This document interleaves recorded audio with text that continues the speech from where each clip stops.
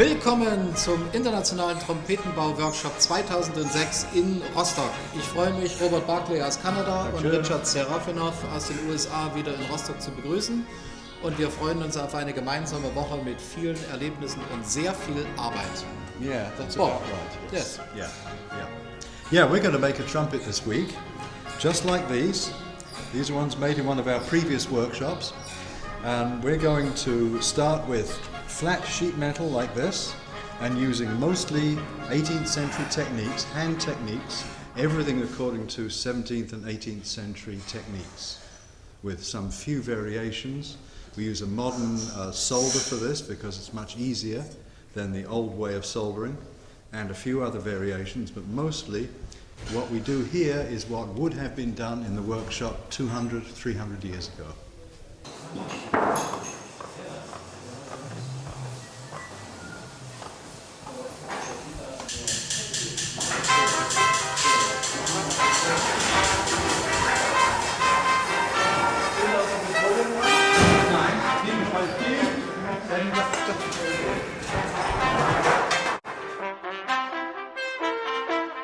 Now what we need to do is file these edges to get them much sharper, because they're going to overlap each other.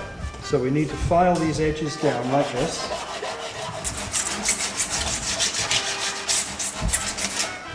On the under side. Okay. Now there are teeth all the way along this edge, and one uses this to measure here, like this. We do this. Make them square, that's the thing. And these alternate down and up, and down and up. And then this edge is going to go in here. Now, like all the other pieces, this has to be annealed to be made soft. So you heat it the same way we did with all the other pieces to make it soft. Place it on here and bend it in the middle. Now it has to be completely flat, not round at this stage, but quite flat. Otherwise we don't get the seam to join properly. We push these edges like this.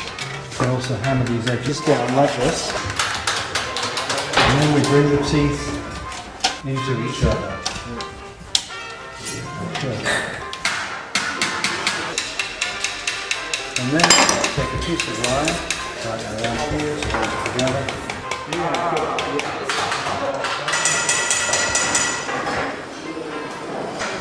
We're going to zip this bell out. Now what we do is, we heat it up and we put a little bit of solder just here, here, here, here, all the way along, just on this edge here.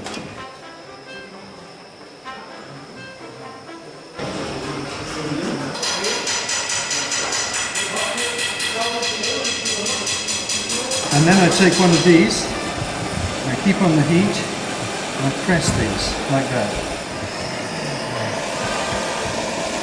So, what we need to do with this is to open it out and start hammering it. Now, they talk about hand-hammered bells all the time.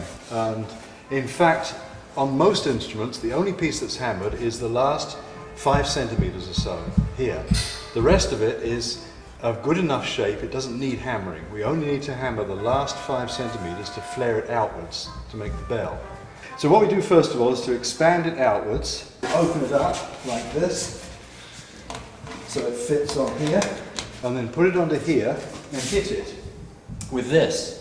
And what this does is it squeezes the metal between the hammer and the anvil and spreads it out. And it makes it thinner and spreads it out sideways. Hammer right the way around, starting from here and going right the way around, and then when I've finished you'll be able to see that it's bulging up slightly. And if we continue doing that, it'll expand outwards.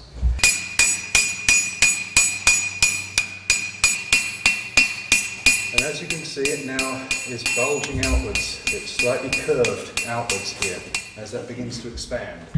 If we carry on around all the way up to the end, it becomes bigger. and it takes usually about 5 times. So once you've completely hammered the whole thing, it becomes very hard. The process of hammering, working with metal, makes it hard.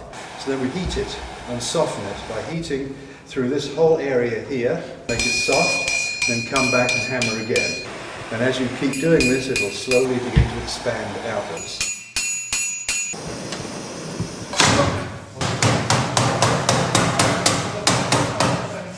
When this is becoming more expanded, we need also to fit it on here better.